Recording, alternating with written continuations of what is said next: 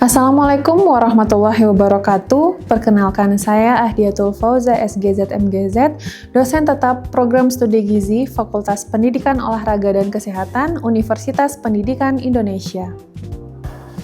Pada kesempatan kali ini, saya akan menyampaikan terkait mata kuliah yang saya ampu yang sesuai dengan bidang keahlian saya, yaitu mata kuliah Dietetika Penyakit Infeksi dan Defisiensi Gizi. Mata kuliah ini ditujukan untuk mahasiswa gizi semester 5 dengan kode mata kuliah GZ352 yang berbobot 3 SKS. Diselenggarakan dalam 16 kali pertemuan tatap muka dengan rincian 14 kali pertemuan kuliah, materi, kemudian ada 2 kali pertemuan ujian tengah semester dan juga ujian akhir semester. Mata kuliah ini membahas terkait dengan prinsip-prinsip diet, termasuk proses asuhan gizi terstandar pada penyakit saluran cerna atas dan bawah, kemudian juga ada penyakit HIV, penyakit infeksi, saluran pernafasan, penyakit paru obstruktif kronik, penyakit hati, kantung empedu, dan juga penyakit kekurangan energi protein dan defisiensi gizi. Adapun capaian pembelajaran lulusan CPL Prodi pada mata kuliah ini meliputi CPL 1, CPL 2, CPL 3, dan CPL 4 yang telah tertuang dalam RPS dan telah divalidasi oleh TPK Program Studi dan Ketua Program Studi. Sedangkan capaian pembelajaran mata kuliah yang diharapkan antara lain ada CPMK 1, mahasiswa mampu menunjukkan sebab akibat terjadinya penyakit infeksi dan defisiensi gizi. Kemudian CPMK 2, mahasiswa mampu menganalisis ciri dan faktor risiko penderita penyakit infeksi dan defisiensi gizi. CPMK 3, mahasiswa mampu merencanakan Nutrition Care Process atau NCP untuk menyesuaikan dengan kebutuhan gizi dan kondisi penderita penyakit infeksi dan defisiensi gizi. Lalu, yang terakhir CPMK 4, mahasiswa mampu menentukan intervensi gizi berdasarkan kebutuhan gizinya dan juga kondisi penyakit infeksi dan defisiensi gizi.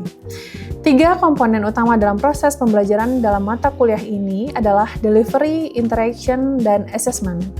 Delivery, saya memberikan materi serta RPS yang dapat diunduh langsung oleh mahasiswa pada sistem e-learning spot, serta presentasi interaktif dan praktikum yang dilakukan secara tatap muka atau luring di laboratorium dietetik dan kulinari untuk mendukung pemahaman mahasiswa. Nah, lalu materi yang saya sampaikan didukung oleh beberapa media, yaitu media pembelajaran berupa PPT, PowerPoint Presentation, dan juga modul yang sudah disiapkan.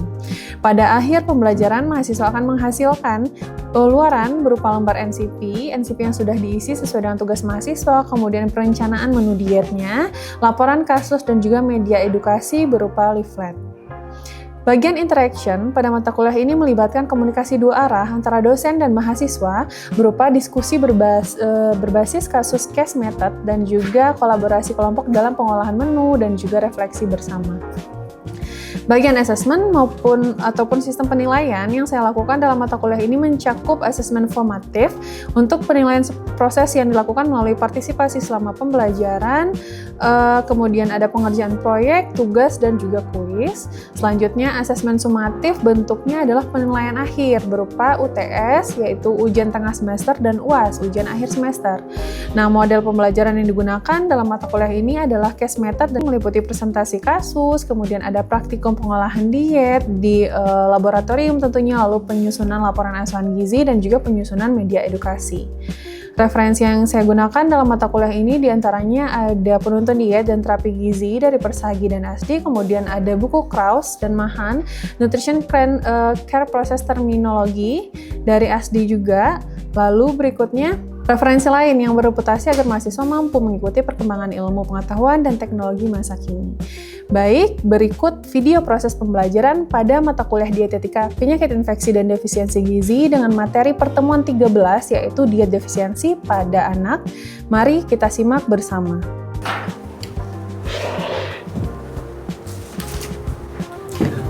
Oke, baik. Assalamualaikum warahmatullahi wabarakatuh. Waalaikumsalam warahmatullahi wabarakatuh. Kembali lagi di pertemuan ke-13. Jadi ini adalah pertemuan lanjutan dari pertemuan sebelumnya terkait dengan mata kuliah Dietetika Penyakit Infeksi dan Defisiensi. Nah, jadi hari ini pembahasannya adalah lanjutan dari yang minggu lalu. Nah, sebelum kita masuk ke materi, hari ini apakah semuanya hadir? Hadir? Ada yang berhalangan? Tidak, semuanya hadir ya? Oke, baiklah. Kalau semuanya sudah hadir, berarti kita lanjut aja masuk ke materi di pertemuan ke-13 ini. Untuk yang minggu lalu, karena ini lanjutan dari minggu lalu, terkait dengan diet penyakit infeksi pada anak. Minggu lalu kita sudah mempelajari terkait dengan infeksi pada anak. Nah, hari ini adalah terkait dengan defisiensinya. Jadi materi hari ini adalah diet defisiensi gizi pada anak. Oke, untuk refreshment kembali terkait dengan materi minggu lalu, ada yang masih ingat untuk diet pada penyakit infeksi di anak itu ada apa-apa saja kira-kira penyakitnya?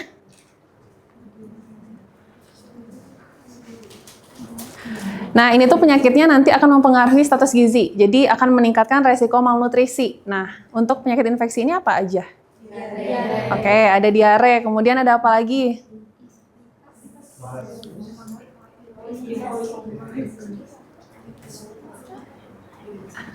Tifus bisa ya. Nah, kemudian ada juga masalah dehidrasi ya.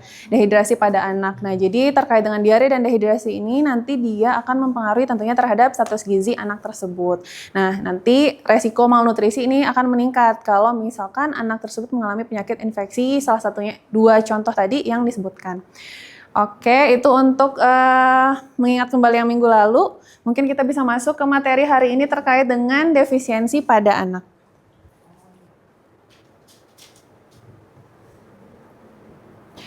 Tadi sudah disampaikan ya, ini adalah materi ke-13. Sebelumnya kita sudah mempelajari terkait dengan penyakit infeksinya.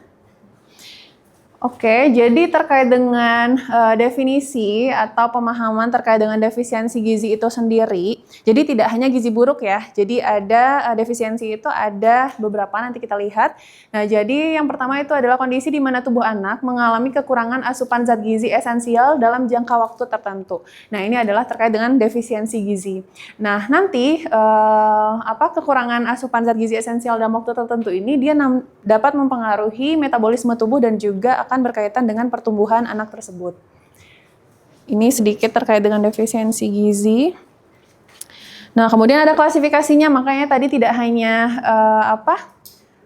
gizi buruk, tapi gizi buruk itu adalah bagian dari si defisiensi makronutrien. Nah, jadi klasifikasi defisiensi gizi itu sendiri, yang pertama ada defisiensi makronutrien dan juga defisiensi mikronutrien. Nah, kalau untuk makronutrien itu ada kategorinya. Jadi untuk makro itu terutama itu adalah kekurangan energi dan protein, kalori dan protein. Nah, ini dapat mengakibatkan terjadinya gangguan pertumbuhan fisik drastis. Contohnya ada stunting. Ini kan banyak ya yang meneliti terkait dengan stunting. Nah, jadi terkait dengan stunting ini karena ini penilaian biasanya berdasarkan apa? Stunting. Oke, tinggi badannya ya. Kemudian ada wasting. Nah, wasting ini kurus dan gizi buruk. Jadi gizi buruk dan kondisi kurus. Nah, ini masuk ke wasting. Jadi ada stunting dan wasting. Kemudian untuk defisiensi mikronutrien itu sendiri, jadi ada kekurangan dari vitamin dan mineral di sini. Nah, jadi kalau tadi makronutrien itu yang kurangnya adalah kalori, si energi dan proteinnya. Sedangkan kalau mikronutrien ini bisa jadi si energi atau kalori dan proteinnya itu sebenarnya tercukupi. Nah, tapi dia tidak terlihat di sini. Jadi kayak status gizinya dia normal aja, dia aman aja kayak anak sehat pada umumnya, ternyata dia mengalami defisiensi dari mikronutrien. Nah, ini contohnya ada anemia zat besi, kemudian defisiensi seng atau zinc, vitamin A, defisiensi kalsium maupun defisiensi dari vitamin D. Nah, ini biasanya kan secara fisik itu terlihatnya baik-baik saja ya, ternyata mengalami defisiensi. Nah, ini adalah bagian dari klasifikasi tadi dari defisiensi gizi. Nah, ini adalah untuk perhitungan kebutuhan gizi, defisiensi gizi anak.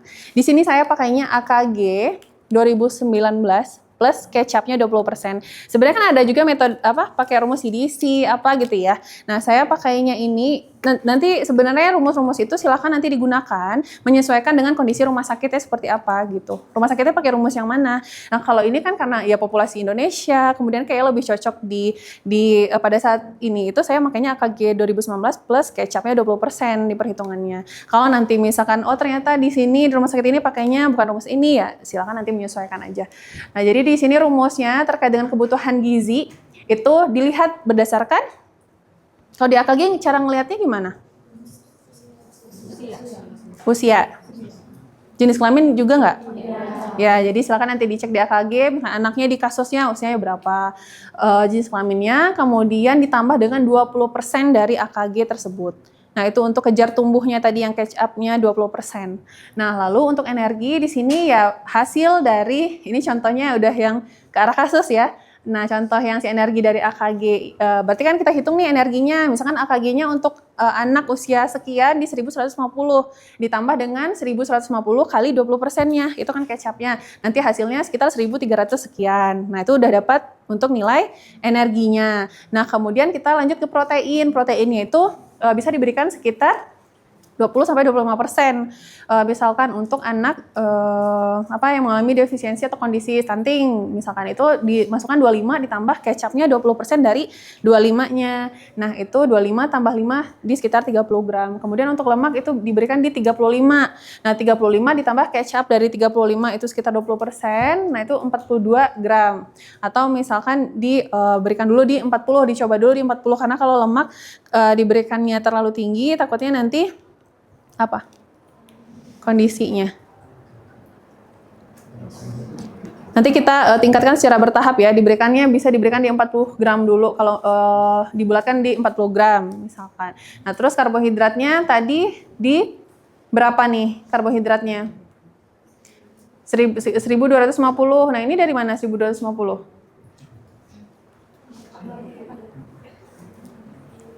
AKG. Ini contoh perhitungan ya, nanti menyesuaikan usianya. Nah, jadi 30 dikali 4 ini adalah hasil dari mana? Protein. Nah, sedangkan itu kan kalau protein itu jadi kalori dikali 4. Nah, terus yang si lemak juga 40 dikali 9. Nah, gitu. Jadi sisanya baru untuk si karbohidratnya. Nah, ini adalah untuk perhitungan karbohidrat. 1250 nanti menyesuaikan dengan si energinya tersebut. Nah, ini contoh dari karbohidrat. Berikut ada saya cantumkan link untuk AKG 2019 kalau misalnya belum punya. Tapi kan harusnya udah punya ya, karena ini udah pertemuan yang kesekian kalinya. Nah, terus link modul di sini juga ada kalau misalkan masih ada yang belum mendownload modul tersebut.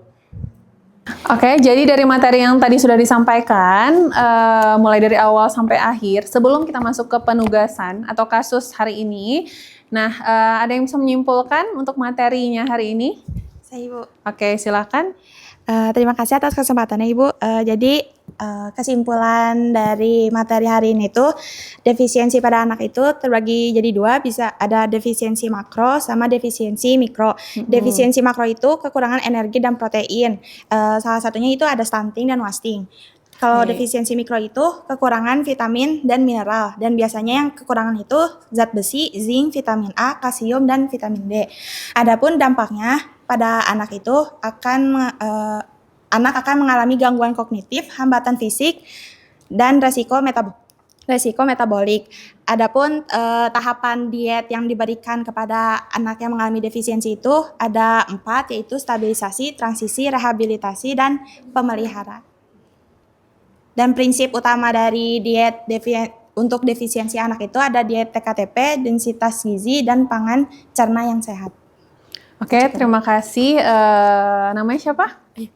Nama saya Hanifah, Ibu. Oke, terima kasih Hanifah untuk jawabannya. Nah, jadi kan tadi dari awal kita membahas tentang masalah defisiensi gizi pada anak. Itu tuh ada apa-apa aja. Tadi ada defisiensi makronutrien, contohnya ada stunting dan wasting. Kurus, jadi wasting itu ada kurus sama gizi buruk. Kemudian juga ada defisiensi dari mikronutriennya. Mikronutrien itu bisa jadi anak yang mengalami anemia, berarti kan defisiensi anemia gizi besi misalkan. Terus ada masalah diare karena infeksi bakteri dan lain sebagainya. Kemudian defisiensi zinc juga ya, defisiensi apalagi? Zinc nanti ada pengaruhnya juga tuh terhadap kondisi diare dan lain sebagainya. Oke, jadi berikutnya kita lanjut ke penugasan ya, kasus. Nah, jadi kasusnya sudah saya buatkan gambarannya di sini. Mari kita baca bersama-sama. Jadi di sini ada anak S. Jadi ini kasusnya masalah defisiensi gizi pada anak ya. Anak S, jenis kelaminnya perempuan, usia 2 tahun 4 bulan. Nah, ini dibawa ke posyandu untuk pemantauan pertumbuhan rutin. Nah, berarti kan ini anaknya ke posyandu dulu nih, dipantau rutin. Nah, hasil pengukuran di sini menunjukkan tinggi badannya 78, sedangkan untuk anak-anak seusianya itu rata-ratanya di 88. Nah, kemudian PB panjang badan per U-nya, Z-score-nya itu di minus 2,8. Masuk ke dalam kategori stunting, berat badannya 10,5. BB per PB-nya, Z-score-nya itu minus 1,2. Jadi dia tidak posting ya, dia normal untuk berat badan. PB per ibunya usianya 27 tahun. Jadi 27 tahun sekarang anaknya udah 2 tahun 4 bulan ya. Berarti sekitar 25 lah ya anaknya lahir gitu kan. Nah, kemudian pada saat hamil, ibunya ini mengalami mual dan kehilangan nafsu makan pada trimester 2 dan 3. Nah, jadi saya mintanya kita bagi kelompok. Jadi nanti bagi 3 kelompok, nanti dikerjakan dulu secara cepat. Tapi nanti lengkapnya dan laporannya itu dan tentunya membuat leaflet ya untuk kasusnya itu nanti dikumpulkan di minggu depan. H+H-1 dikumpulkannya di minggu depan itu di-upload di spotnya masing-masing ya. Nah, jadi sekarang kita diskusi dulu untuk pengerjaan cepat dari kasus berikut. Silakan dibagi kelompok, mungkin ini ya berdasarkan duduknya aja. Di sini kelompok 1 Anissa sama Najwa masuk ke sini berarti sampai mana ya? Sampai Fitri dan Krisdian kelompok 2, nah selebihnya berarti masuk ke kelompok 3. Nah, oke, silakan berdiskusi masing-masing kelompok untuk nanti mungkin kita bagi-bagi menyampaikan hasilnya itu seperti apa. Oke, waktunya berapa menit? 10 menit ya? Cukup lah ya? Oke, 10 menit, silakan dimulai dikerjakan dari sekarang.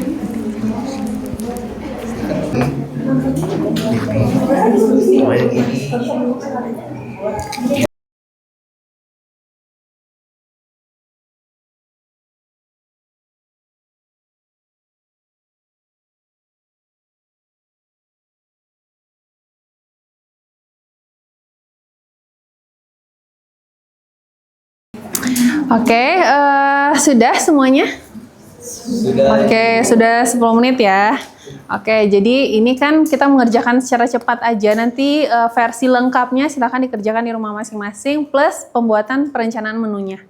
Oke, nah jadi untuk bagian asesmen, kelompok mana yang mau menyampaikan hasil diskusinya? Kelompok 3? Oke, silakan kelompok 3 untuk hasil dari asesmennya. Baik, terima kasih atas kesempatannya. Sebelumnya perkenalkan, nama saya Najwa Dwi Ramdhani, perwakilan dari kelompok 3 membahas asesmen gizi terkait kasus tersebut.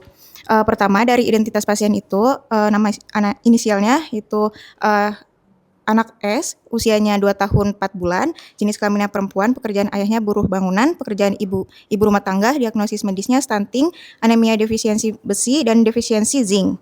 Antropometrinya, panjang badannya ditemukan stunting, berat badannya normal, kemudian data subjektifnya, riwayat kehamilan, ibu yang mengalami mual dan kehilangan nafsu makan pada trimester 2 dan 3, kenaikan berat badan ibu saat hamil hanya 6 kilo, di bawah standar 10-12 kilo, konsumsi tablet tambah darah hanya 2 kali sama kehamilan. Riwayat lahirnya, lahir normal, BBLR 2,4 kg, panjang badan 46 cm.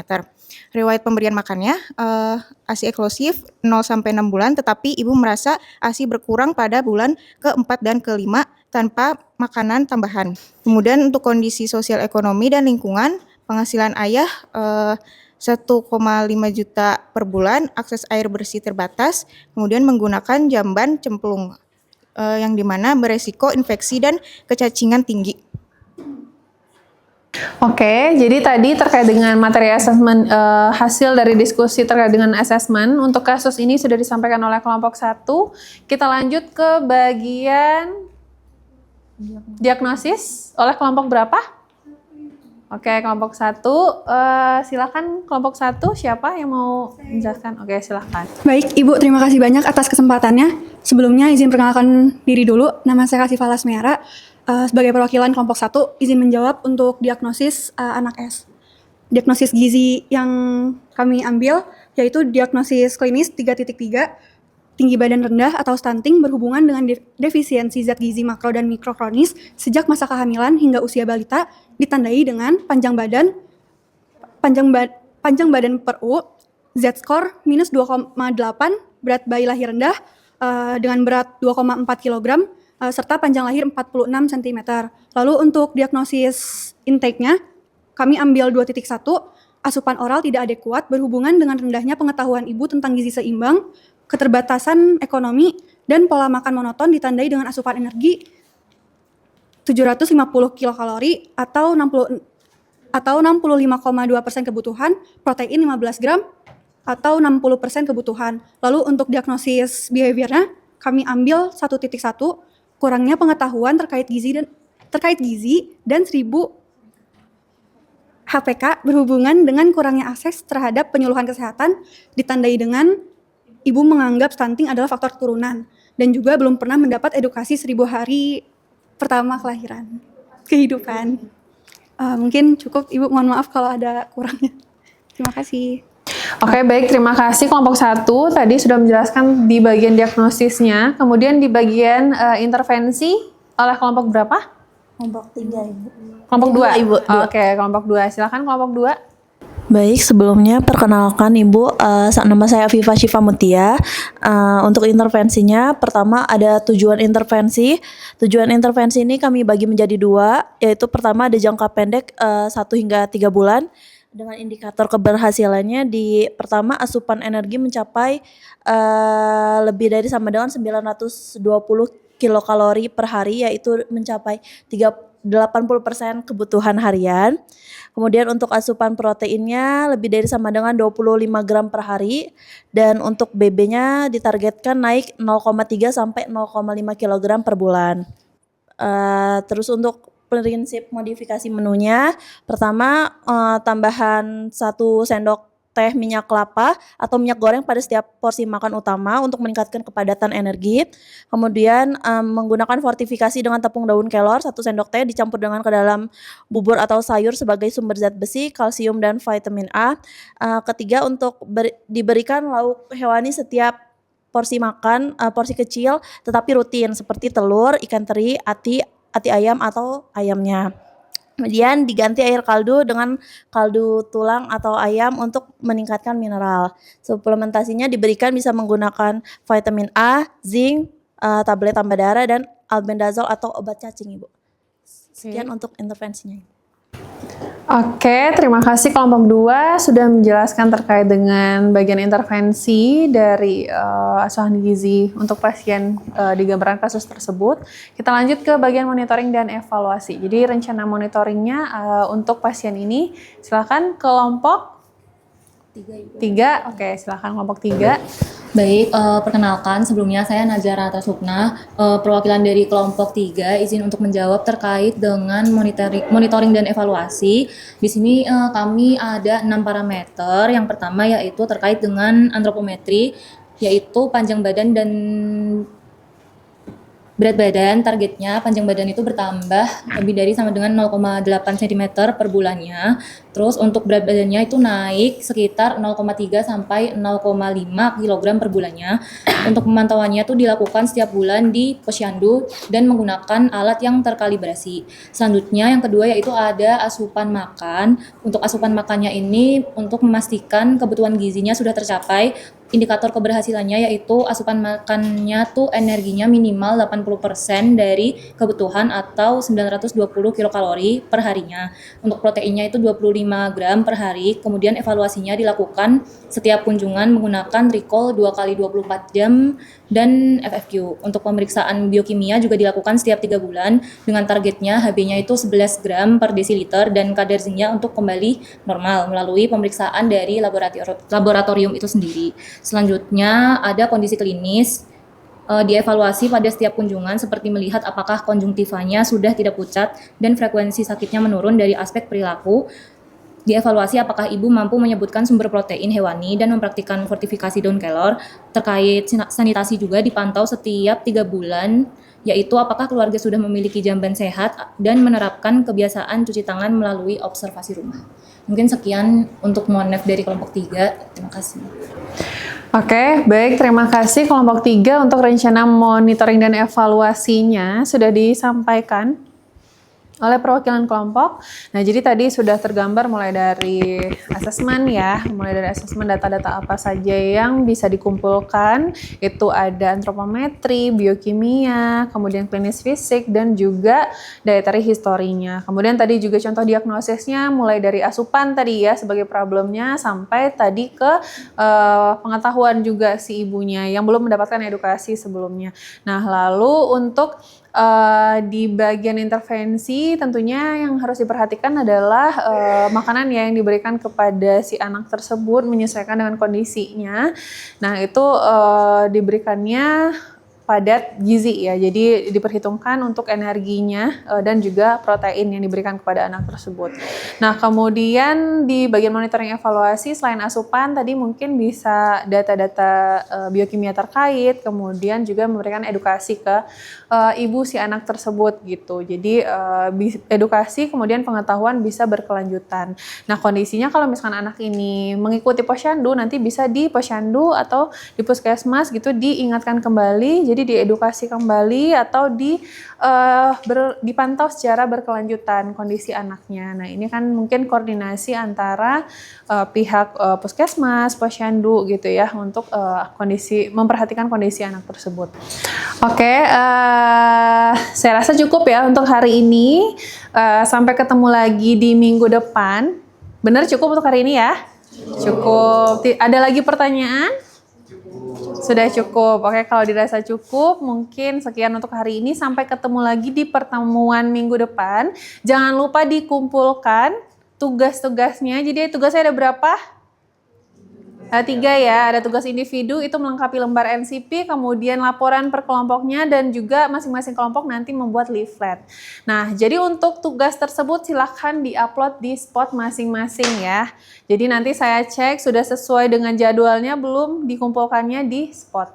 Nah, jadi jangan lupa tugasnya. Sampai ketemu lagi minggu depan di materi berikutnya. Saya akhiri kelas hari ini. Wabillahi taufiq wal hidayah. Assalamualaikum warahmatullahi wabarakatuh. Waalaikumsalam warahmatullahi wabarakatuh. Terima kasih, Ibu. Sama-sama. Terima kasih. Sekian video rekaman proses pembelajaran untuk mata kuliah Dietetika Penyakit Infeksi dan Defisiensi Gizi pada program studi gizi Universitas Pendidikan Indonesia. Video ini digunakan sebagai salah satu syarat penyusunan dokumen pernyataan diri dosen dalam unjuk kerja Tridharma Perguruan Tinggi atau PDD UKT-PT. Semoga dengan adanya video ini bisa menjadi pertimbangan yang baik dalam proses penilaian sertifikasi dosen gelombang 1 tahun 2026. Akhir kata saya ucapkan terima kasih. Wassalamualaikum warahmatullahi wabarakatuh.